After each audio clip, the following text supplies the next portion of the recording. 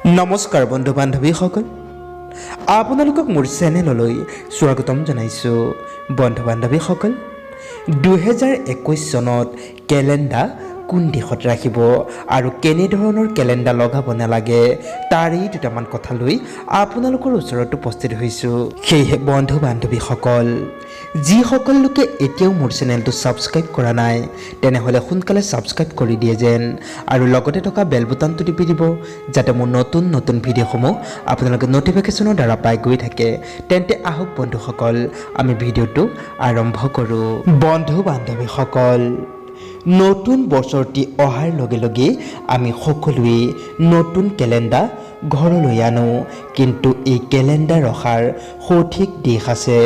যদি সঠিক দিশত কেলেণ্ডাৰ লগোৱা নহয় তেন্তে বছৰটিত বহুতো অমংগলে দেখা দি থাকিব পাৰে। বাস্তুশাস্ত্ৰৰ মতে ঘৰত যদি কেলেণ্ডাৰ সঠিক দিশত ৰখা হয় তেন্তে ঘৰলৈ সুখ শান্তি আৰু সমৃদ্ধি আহে। বাস্তুশাস্ত্ৰৰ মতে প্ৰতি বছৰে একে ঠাইতে কেতিয়াও কেলেণ্ডাৰ ৰখাব নালাগে, ইয়াৰ দ্বাৰা উন্নতিৰ বাধা আহে। দক্ষিণ দিশত কেলেণ্ডাৰ কেতিয়াও লগাব নালাগে। দক্ষিণ দিশত কেলেণ্ডাৰ ৰাখিলে বহুতো সমস্যাই দেখা দি থাকে।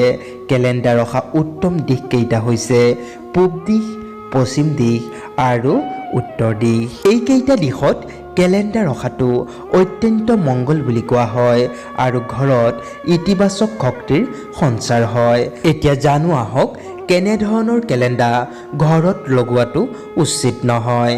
সিংহ জন্তুৰ ফটো, পানীত নাও ডুব যোৱা ফটো, সৰু ল'ৰা ছোৱালীয়ে কান্দি থকা ফটো বা কেলেণ্ডাৰ কেতিয়াও ঘৰত ৰাখিব নালাগে।